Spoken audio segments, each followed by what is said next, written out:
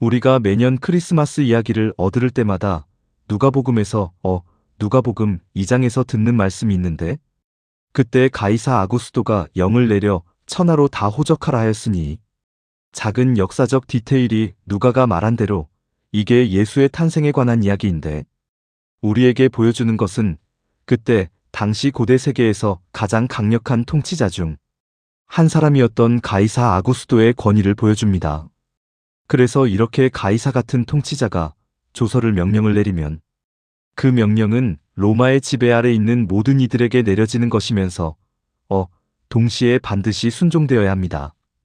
그래서 누가가 말하기를 황제의 명령이 내려졌을 때 이것이 바로 예수께서 유대 베들레헴에서 태어나시게 된 역사적 이유가 되었다고 말을 합니다.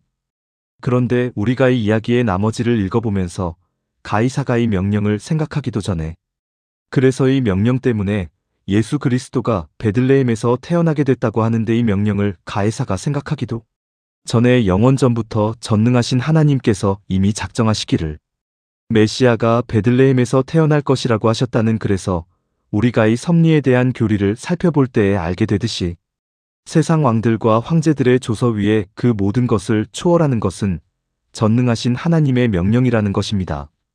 그래서 신학을 볼 때 우리가 중요하게 다루는 주제 중에 하나가 바로 이 하나님의 주권적 계획입니다. 왜냐하면 우리는 하나님은 주권자라는 걸 알기 때문입니다. 그리고 이 주권은 하나님이 지으신 모든 것 위에 행사하시는 통치와 권위와 관련되어 있습니다. 하나님은 우주를 다스리세요. 전능하신 주 하나님께서 통치하십니다. 그래서 그분이 자신의 뜻과 영원한 계획에 따라 작정을 내리시면 그 작정은 반드시 성취되어야 합니다. 우리가 성경에서 하나님의 영원한 작정의 여러 측면들을 보지만 가장 많은 논쟁과 논의를 불러온 것은 하나님의 명령 중에서 구원의 계획에 대한 그 명령이고 작정이고, 그 중에서도 특히 택하심에 관련된 내용입니다. 바로 여기서 이 지점에서 우리는 매우 어려운 예정론이라는 교리와 마주하게 됩니다. 이 예정론이라는 이 짧은 단어만큼 성경의 어느 단어도 더 많은 신학적 농을 촉발하지는 못했을 것입니다. 그러니 잠시 예정론에 대해서 살펴보겠습니다. 우리는 모두 목적지가 무엇인지 압니다. 우리가 여행을 떠날 때 우리가 도착해야 되는 곳이 있죠. 우리가 안전하게 도착하기를 바라는 그 목표, 그 목적지를 우리는 데스티네이션이라고 부릅니다. 우리가 가려는 곳. 어쩔 때는 우리가 이것을 데스이라고도 하죠. 운명이라고도 쓰는데, 사람들이 비교독교적인 방식으로 숙명이나 운명을 말할 때 글을 쓰기도 하지만 이거는 성경적 개념의 예정론과는 무관합니다. 성경적으로 예정은 우리가 향해 가는 궁극적 지점을 뜻하고요. 이것은 창세전부터 전능하신 하나님께서 예정하신 것입니다. 그래서 성경은 목적지 혹은 운명이라는 단어 이 데스티네이션 앞에 풀이라는 단어를 붙입니다. 이거는 미리 아니면 먼저라는 것을 뜻하는 단어인데요. 성경에서는 여러 곳에서 하나님께서 영원부터 도착점을 지정하셨다고 얘기합니다. 자신의 백성들을 위해서. 그래서 바울이 쓴 에베소를 보면 1장에 이런 말씀이 있습니다. 3절에 찬송하리로다. 하나님 곧 우리 주 예수 그리스도의 아버지께서 그리스도 안에서 하늘에 속한 모든 신령한 복으로 우리에게 복 주시되, 곧 창세전에 그리스도 안에서 우리를 택하사 우리로 사랑 안에서 그 앞에 거룩하고 흠미없게 하시려고 그 뜻의 선하신 기쁘심을 따라 예수 그리스도로 말미암아 우리를 아들들 되게 하셨으니 이는 그의 은혜의 영광을 찬미하게 하려 하십니다. 여기서 주목하고 싶은 점들이 몇 가지가 있는데요. 첫째는 바울이 여기서의 예정론 그리고 선택론에 대해서 가르치면서 3번 복에 대해서 강조를 합니다. 아니면 축복에 대해서. 이 사도 바울한테는 이 주권적 예정하심이라는 이 아이디어 자체가 우울하거나 아니면 부정적이거나 아니면 신학적인 저주가 아니었었어요.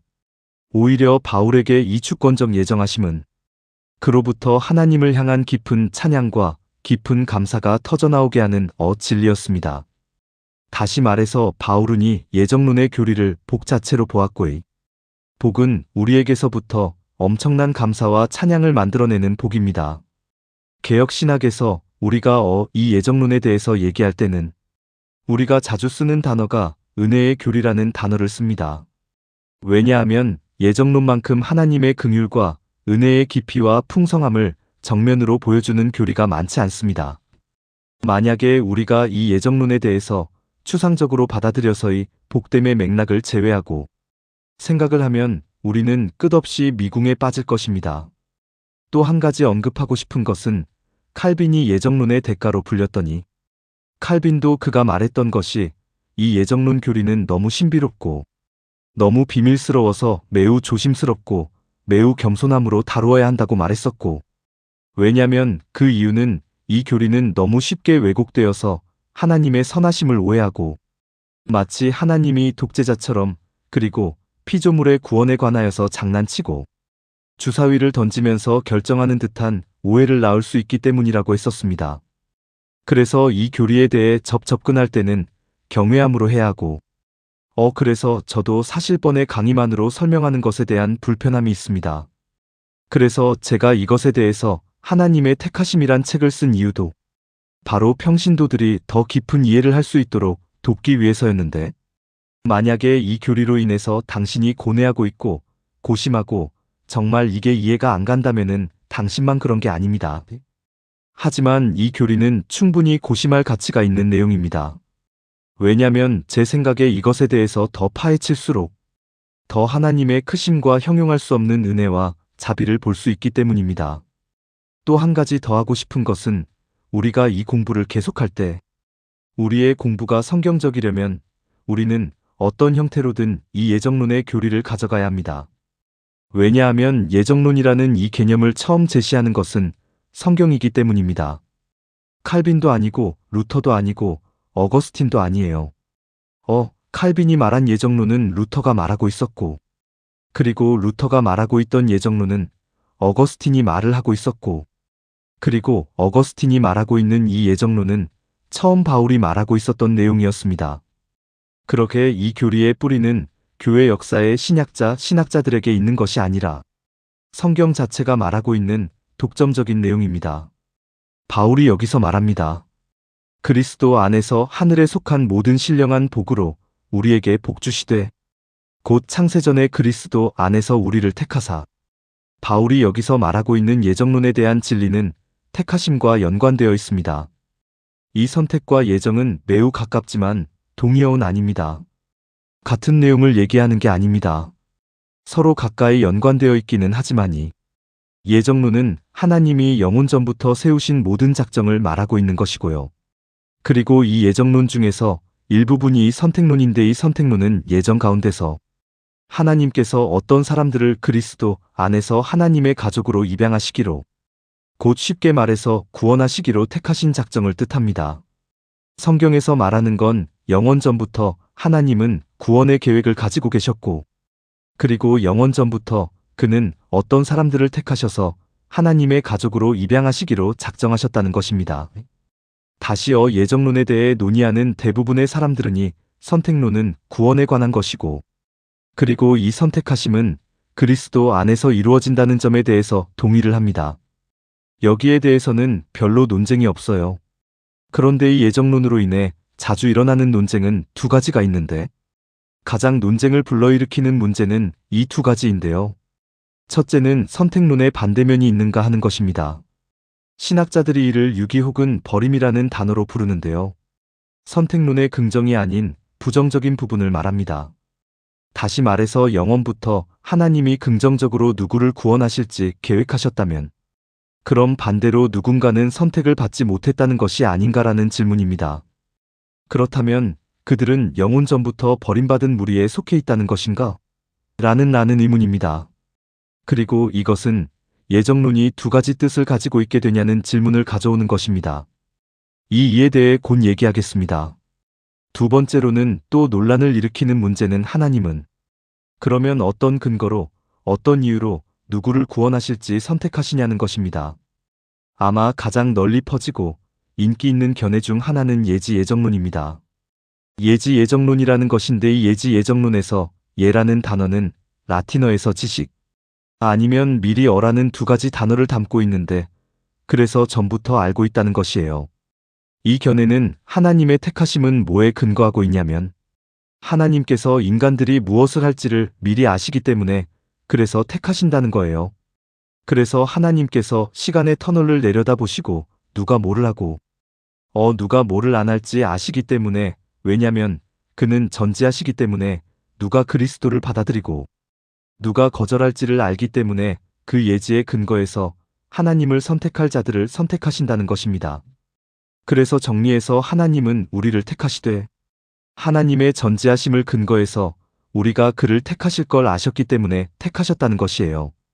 이건 매우 인기 있는 예정론의 견해인데, 하지만 제 생각에 이건 성경적 예정론에 대한 설명이 아닙니다. 더 나아가 이것은 성경적 교리를 사실상 부정하는 것입니다.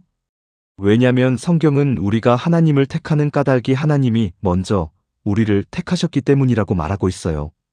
예정론의 근거는 전적으로 하나님의 뜻에 선하신 기쁨에 있습니다. 바울이 여기 에베소에서 말했듯이 곧 창세전에 그리스도 안에서 우리를 택하사 우리로 사랑 안에서 그 앞에 거룩하고 흠이 없게 하시려고 있는 그의 은혜의 영광을 찬미하게 하려 하십니다. 저희가 성경 공부 중에서 제 영광이라는 성경 공부가 있는데, 그때 제가 제 손녀딸에 대해서 언급한 것이 있는데요. 제 손녀딸이 주일학교에서 성경 공부를 할 때 질문 중 하나가 하나님이 자신의 일을 하시는 이유가 뭡니까? 라는 질문이었는데, 제 손녀딸이 발음도 잘하지 못하면서 하나님의 영광을 위해서입니다 라고 대답했다고 하는데 맞습니다. 그게 하나님이 일하시는 이유입니다. 자신의 영광을 위해서 궁극적인 목적, 하나님의 뜻에 궁극적인 목적은 그의 영광입니다. 우리의 영광이 아니라 자신의 영광을 위해서.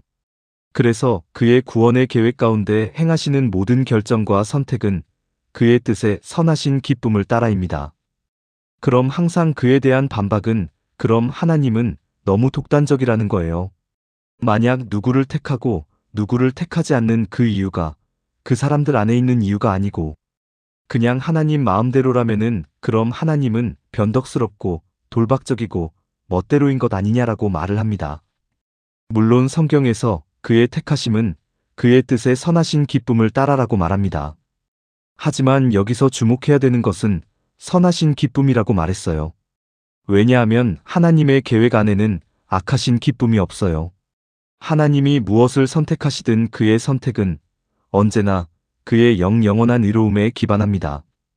우리가 공부했던 그의 속성, 그의 선하심, 하나님은 잘못된 선택을 하실 줄을 모릅니다. 하나님은 어떤 악한 행위를 하실 줄을 몰라요. 그래서 바울은 하나님의 구원의 계획과 그를 실행하심을 찬양하는 것이고, 이것은 하나님의 의지와 그의 뜻에 선하신 기쁨에 기반하는 것이라고 얘기를 하는 것입니다. 바울이 여기 에베소에서 잠깐 언급한 내용을 로마서에서 더 깊이 다룹니다. 로마서 8장과 그리고 9장인데, 하지만 시간상 우리는 9장만 보겠습니다. 로마서 9장 10절에서 바울이 말합니다. 그뿐 아니라 또한 리브가가 우리 조상 이삭 한 사람으로 말미암아 임신하였는데 그 자식들이 아직 나지도 아니하고 무슨 선이나 악을 행하지 아니한 때에 택하심을 따라되는 하나님의 뜻이 행위로 말미암지 않고 오직 부르시는 이로 말미암아 서게 하려 하사 리브가에게 이르시되 큰 자가 어린 자를 섬기리라 하셨나니 기록된 바 내가 야곱은 사랑하고 해서는 미워하였다 하심과 같으니라. 여기서 바울이 말하는 것은 창세전부터 하나님이 선택하셨다는 거예요. 에서가 아닌 야곱을 구하시겠다는 선택. 같은 자녀들이었는데 더 나아가서 쌍둥이였고 같은 자궁 안에서 룸메이트였는데 하나님은 그들이 태어나기 전에 그들이 무슨 선이나 악을 행하기 전에 하나님은 자신의 너그러운 사랑을 한 명한테는 주고 한 명한테는 주지 않겠다고 결정하셨다는 것입니다. 그리고 14절에 이렇게 말합니다. 그런즉 우리가 무슨 말하리요? 하나님께 불의가 있느냐? 이게 바울이 제기하는 매우 중요한 요점입니다. 왜냐하면 택하심의 교리를 인간의 선택에 예지하심에 근거해서 설명하는 자들은 곧 하나님은 누구를 택할지 안 택할지를 그 사람이 뭘 할지 알기 때문에 정하신다고 하면은 누구도 그에 대해서 불평할 이유가 없어요. 오직 하나님의 선택하심이 그 이유가 하나님 자신의 뜻에 선하신 기쁨일 때만 인간은 하나님께 불의가 있다는 의문을 갖게 됩니다. 그래서 바울은 이러한 반론을 미리 예상하고, 이 반론은 개역 신학자들이 수없이 들었던 반론인데, 그래서 저는 이 교리가 맞다는 위로를 받게 됩니다. 사람들이 이 반론을 할 때마다, 왜냐면 바울도 그래서 먼저 이 질문을 하는 것입니다. 그럼 하나님께 분리가 있느냐? 그 대답이 뭡니까? 결코 그럴 수 없다입니다. 절대 그럴 수 없다. 그리고 더 나아가서 구약을 언급하면서 하나님이 모세에게 내가 긍휼히 여길 자를 긍휼히 여기고 불쌍히 여길 자를 불쌍히 여기리라 라고 말씀하셨음을 다시 상기시킵니다. 바울이 우리에게 긍휼을 베푸시는 것은 하나님의 주권적 특권임을 기억하게 합니다. 하나님이 원하시는 대로 은혜를 베푸시는 것입니다. 제가 하나님의 공유적 속성에 대해서 가르쳤을 때, 특별히 하나님의 의로움에 대해서 얘기할 때, 제가 그 의로움에 포함되지 않는 모든 것은 불이라고 했었습니다. 그리고 여기 칠판에 동그라미를 그리고 의로우심 밖에 긍휼이 있고 또한 분리가 있다고 얘기를 했었습니다.